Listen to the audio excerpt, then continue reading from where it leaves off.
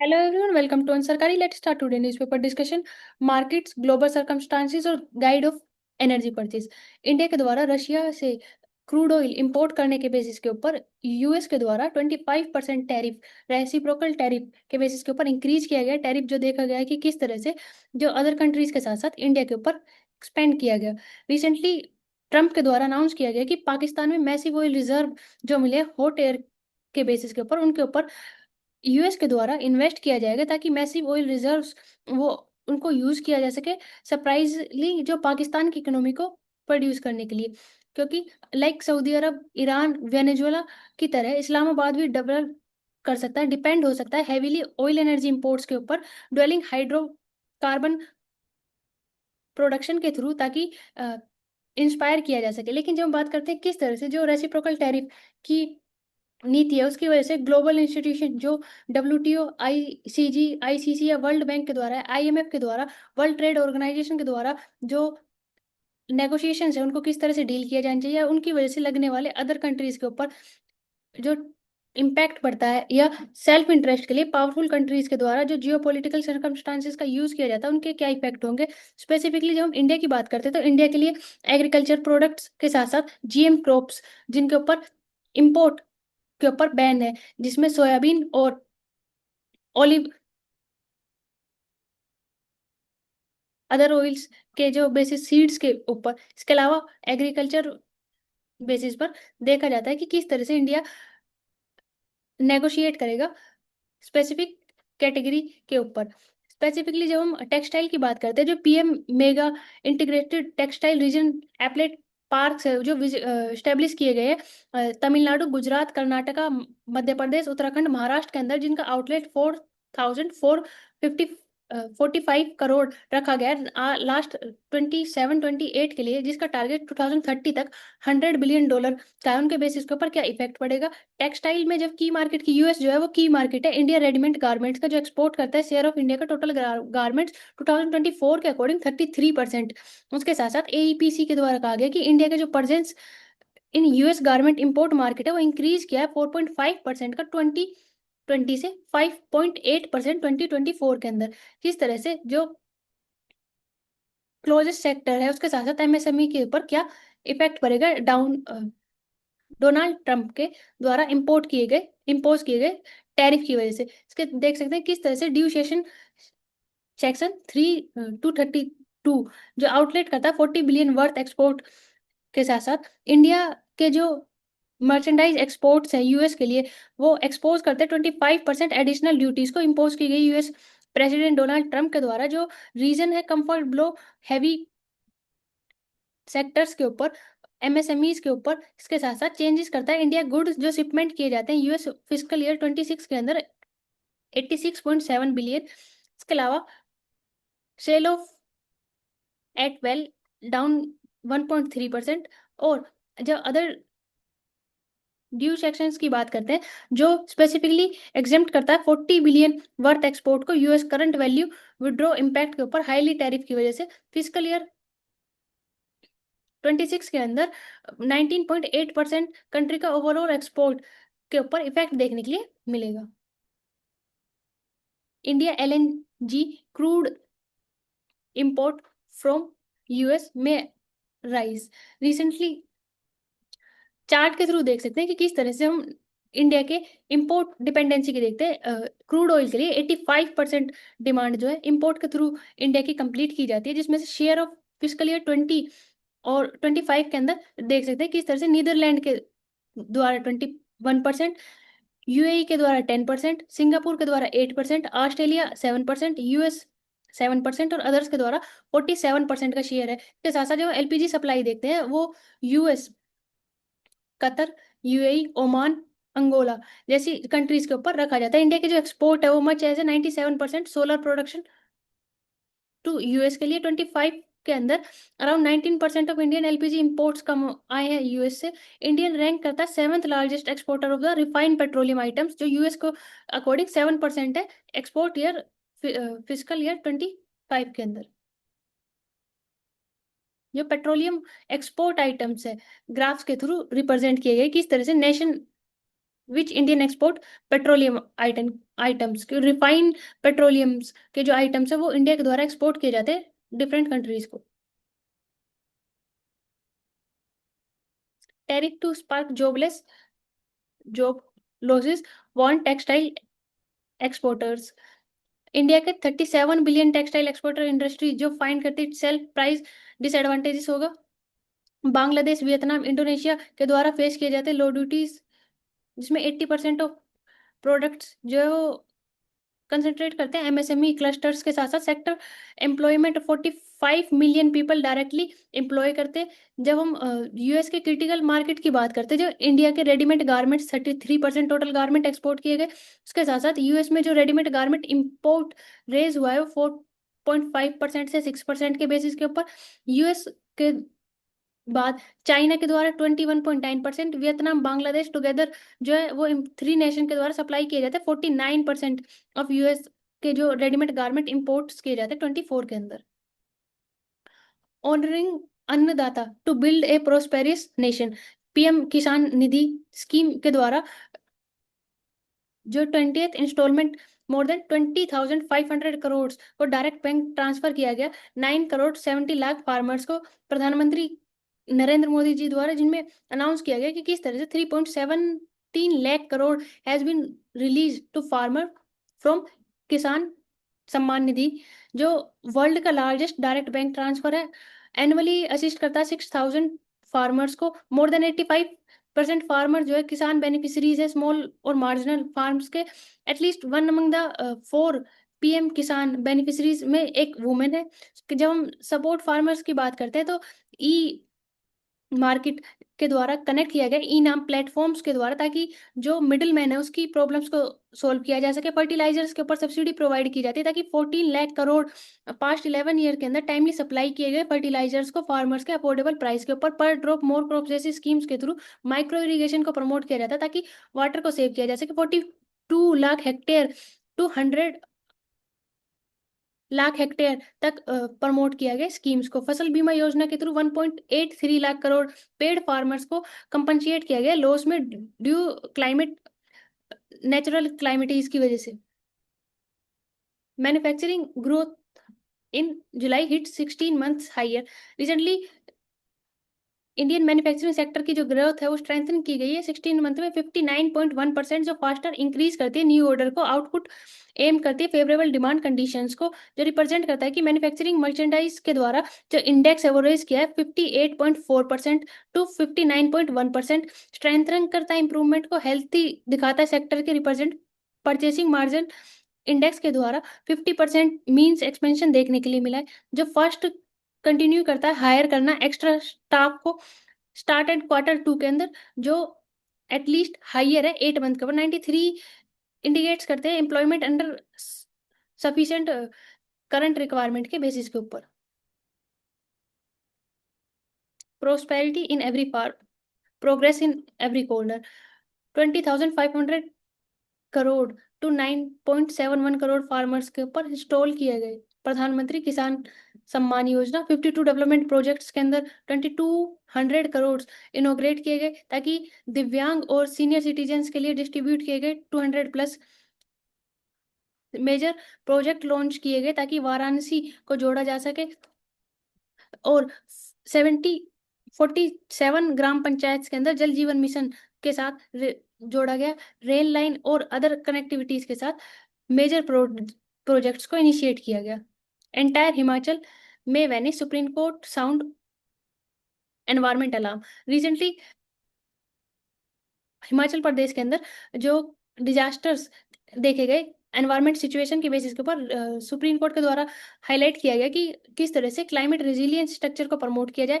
State economic operation centres जो है वो स्टेब्लिश किया जाए ताकि जो बैलेंस किया जा सके इकोनॉमिक इकोलॉजिकल इनबैलेंस को, एनवायरमेंटल कंडीशंस को सीरियस लिया जा सके, नेचुरल क्लाइमेटीज को, जिसके वजह लैंडस्लाइड, फ्लड, क्लाउड बस्ट जैसी जो सिचुएशन क्रिएट होती है जिनकी वजह से नेचुरल डिजास्टर फ्रीक्वेंटली आते हैं। स्टेट्स के साथ साथ जो अनडेवलप्ड या अनप्लैन्ड अर्बनाइजेशन है उसको रोका जा सके।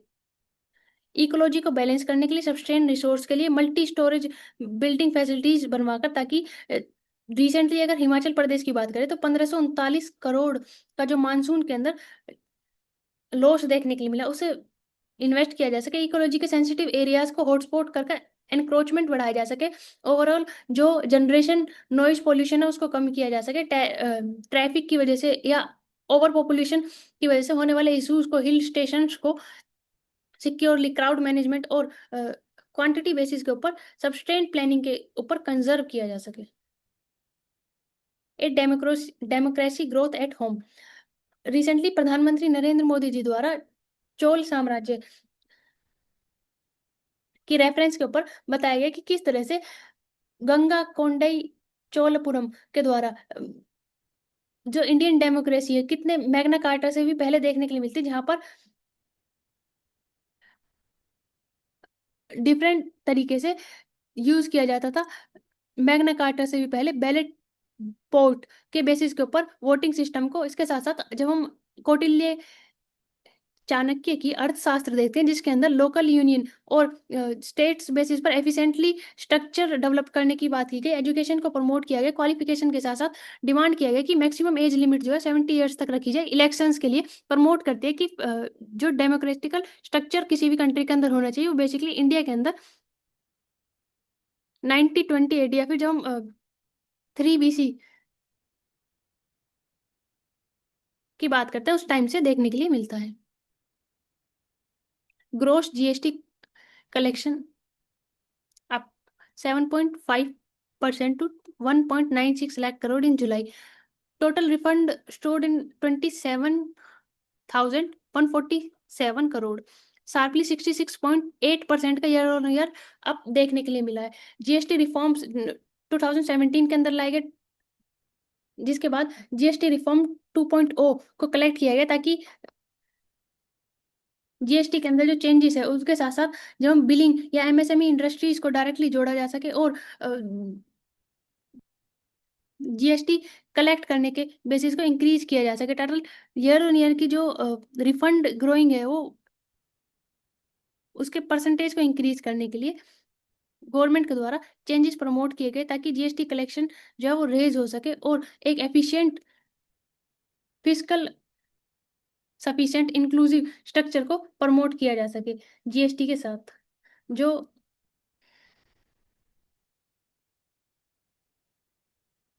रिप्रेजेंट करता है कि किस तरह से सीमलेस एफर्टलेस स्ट्रक्चर जो प्रोवाइड करे इकोसिस्टम के साथ 5 स्लैब्स के अंदर, ताकि कास्केडिंग इफेक्ट को खत्म किया जा सके और इंटर स्टेट और सेंटर और स्टेट के बीच में जो डिवीजन ऑफ टैक्स है उसको क्लियरली किया जा सके। What has been missing in India digital sovereignty? Recently comprehensive economic trade agreement जो इंडिया और यूके के बीच में हुआ, उनके बेसिस के ऊपर गोल्डन स्टैंडर्ड्स इंडिया के द्वारा डिफाइन किए गए कि लेबर इंटेंसिव सेक्टर के साथ एग्रीकल्चर एमएसएमई को प्रमोट करेगा। लेकिन जब हम डिजिटल इंफ्रास्ट्रक्चर की बात करते हैं, डिजिटल गुड्स और सर्विसेज की बात करते हैं, उनके ऊपर डीम्ड सेंसिटिविटी आ जाती है कि किस तरह से 180 डिग्री की जो अप्रोच है उसको अप्लाई किया जाता है कि सॉफ्टवेयर आर्टिफिशियल इंटेलिजेंट के साथ साथ जो हेल्थ अपीयरेंस है उसको यूज किया जा सके। इंडिया की जो अप्रोच है कि प्रोटेक्शन ऑफ डाटा और के साथ साथ ओपन गवर्नमेंट डाटा की जो टर्म है उनको किस तरह से डिफाइन किया जाए, प्री डिजिटल एरा या फिर ट्रांसपेरेंसी को प्रमोट करने के लिए स्टैटिक्स को किस तरह से यूज किया जाए, डाटा जो कि न्यू फ्यूल की तरह प्रेजेंट ईयर में यूज किया जाता है। तो इंडिया किस तरह से नेशनल इकोनॉमिक रिसोर्स की तरह जो डाटा को सेफ गार्ड करे और सिक्योर करे, पॉइंट ऑफ व्यू के अकॉर्डिंग। जब हम यूएस की बात करते हैं तो यूके के द्वारा प्रमोट किया जाता है free flow of data, prohibition of data localisation. लेकिन जब इंडिया की बात की जाती है तो इंडिया के द्वारा लोकलाइजेशन को प्रमोट किया जाता है। रिसेंटली जो इश्यूज देखने के लिए भी मिला था, तो ग्लोबल डिजिटल इकोसिस्टम को किस तरह से डेवलप किया जाए, बिग टेक ओरिएंटेशन और डिजिटल आर्किटेक्चर के साथ साथ मेन स्ट्रीम सफिशिएंट सोवरेनिटी और ऑटो मेशन को प्रमोट किया जाए। इंडिया के लिए जरूरी है कि इस तरह का full fledged digital sovereign structure promote किया जा सके जो फॉर्मुलेट करे डिजिटल सोवरेनिटी को, प्रोटेक्ट करे और नेगोशिएट करे इंडिया के ग्लोबल डिजिटल आर्किटेक्चर की, ताकि डिजिटल इंडस्ट्रियलाइजेशन के साथ साथ पॉलिसीज को इन्फॉर्म किया जा सके, गाइड किया जा सके, ट्रेड नेगोशिएशन के साथ साथ डिजिटल सोवरेनिटी जो एक्सिस होना चाहिए टॉप लेवल पर वो हो ताकि लॉन्ग टर्म डिजिटल इंटरेस्ट के साथ साथ सेफ गार्ड किया जा सके डाटा को और इंडिया के इंटरेस्ट को। Report on failure of analysis of PSLV C61 EOS-09 mission recently Satish Dhawan space centre Sriharikota से लॉन्च किया गया था, जिसमें लेवल 3 के ऊपर मिशन फेल होने की वजह से रिप्रेजेंट किया गया। Full details. जो मिशन ऑब्जेक्ट था सैटेलाइट करना सन सिंक्रोनाइजल पोलर ऑर्बिटल के बीच में। इसरो जो गेन करेगा यूएस के साथ कोलैबोरेशन के साथ ब्लू बर्ड कम्युनिकेशन सैटेलाइट के बेसिस के ऊपर। रिसेंटली इसरो और नासा के द्वारा निसार सैटेलाइट को लॉन्च किया गया GSLV के थ्रू। अब recently new initiative blue bird satellite जो लॉन्च की जाएगी सतीश धवन स्पेस सेंटर के through LVM-3 ISRO launch vehicle के द्वारा, जो फॉर्मुलेट करता है GSLV Mk3 के बेसिस के ऊपर। Toward industrial self reliance recently ministry of heavy industry के द्वारा इकोसिस्टम बिल्ड करने और सेल्फ रिलायंस के लिए डेवलपमेंट ऑफ इंडिया को इंश्योर करने के लिए इंक्लूसिवनेस, इनोवेशन और सस्टेनेबिलिटी को फोकस किया गया कि किस तरह से इंडिया को ट्रांसफॉर्म करने की जरूरत है ताकि सेल्फ रिलायंस और आत्मनिर्भर का जो गोल है वो पूरा किया जा सके मैन्युफैक्चरिंग सेक्टर और इनोवेशन के साथ साथ, ताकि 2047 तक विकसित भारत डेवलप इंडिया बनने का जो टारगेट है उसको पूरा किया जा सके। मेक इन इंडिया इनिशिएटिव के साथ साथ सेल्फ रिलायंस इंडिया के लिए अलग अलग इनिशिएटिव स्टार्ट किए गए, जिसमें न्यू भारत और वाइब्रेंट सस्टेनेबल पोजीशन के साथ इन्वॉल्व किया गया ग्रीन टेक्नोलॉजी को सेल्फ रिलायंस के लिए इंक्लूसिवनेस, इनोवेशन और सस्टेनेबल ग्रोथ के साथ इंश्योर किया गया डेवलपमेंट फैक्टर्स को। इसके लिए प्रोडक्ट लिंक इंसेंटिवाइजेशन स्कीम को लॉन्च किया गया ताकि जो जिसका लेआउट रखा गया 25,938 करोड़ फिजिकल ईयर 23 से लेकर फिजिकल ईयर 27 तक के लिए इंसेंटिफाई करेगी डोमेस्टिक मैन्युफैक्चरिंग सेक्टर्स को। एडवांस ऑटोमेटिव टेक्नोलॉजी के लिए इंसेंटिव को इंक्रीज किया जाएगा ताकि इक्विप्ड किया जा सके मैन्युफैक्चरिंग सेक्टर्स को डिफरेंट चैलेंजेस के साथ साथ 50% डोमेस्टिक वैल्यू एडिशन के साथ साथ। PSLV जो advance chemistry cell battery manufacturing ताकि स्टोरेज के बेसिस के ऊपर और EV व्हीकल को प्रमोट करने के लिए highly qualify quick cost effective batteries को पावर्ड किया जा सके 2 व्हीकल और 3 व्हीकल के लिए, जिसके लिए फेम 1 फेम 2 और फेम 3 के बेसिस के ऊपर स्कीम्स चलाई गई जो 2015 के अंदर स्टार्ट की गई थी। फेम 3 2019 के अंदर। रिसेंटली फेम 3 का इनिशिएटिव स्टार्ट किया जिसमें बसेस को प्रमोट किया गया।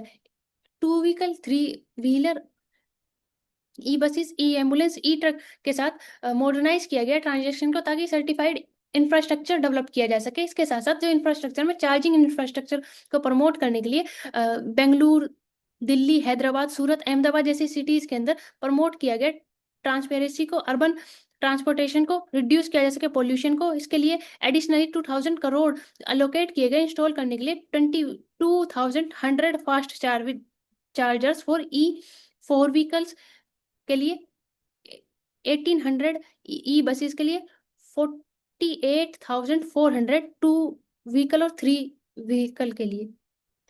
रेयर अर्थ मेटल के बेसिस के ऊपर इंडिया की डिपेंडेंसी चाइना के ऊपर, जिसकी वजह से ऑटोमेटिव सेक्टर्स के अंदर डिपेंडेंसी देखने के लिए मिलती है। इसके लिए काबिल के थ्रू अदर कंट्रीज के साथ कनेक्ट होना। Recently Argentina, Chile, Namibia, Australia और जापान के साथ रेयर अर्थ मेटल्स के साथ साथ क्वाड में इनिशिएटिव को इंक्रीज करना ताकि चाइना के ऊपर जो रेयर अर्थ मेटल की डिपेंडेंसी है उसको कम किया जा सके। इसके साथ साथ इंडिया के अंदर 30 रेयर अर्थ मेटल्स को डिप्लॉयड करना ताकि कैपेसिटी को इंक्रीज किया जा सके मैन्युफैक्चरिंग रिसर्च एंड डेवलपमेंट के साथ साथ। लुक अहेड की बात करें तो आत्मनिर्भर भारत के लिए जरूरी है कि किस तरह से centre for advance manufacturing, robotic और ऑटोनोमस सिस्टम प्रोग्राम्स को प्रमोट किया जा सके इंस्टीट्यूशन ऑफ साइंस बेंगलुरु के द्वारा, ताकि green technology, defence, solar exploration के साथ साथ इनोवेशन को प्रमोट किया जाए। एनर्जी सिक्योरिटी के साथ साथ फॉसिल फ्यूल के जो नेट जीरो कार्बन 2070 का टारगेट है उसको पूरा किया जा सके। Thank you for watching. Like and subscribe to अंसरकारी।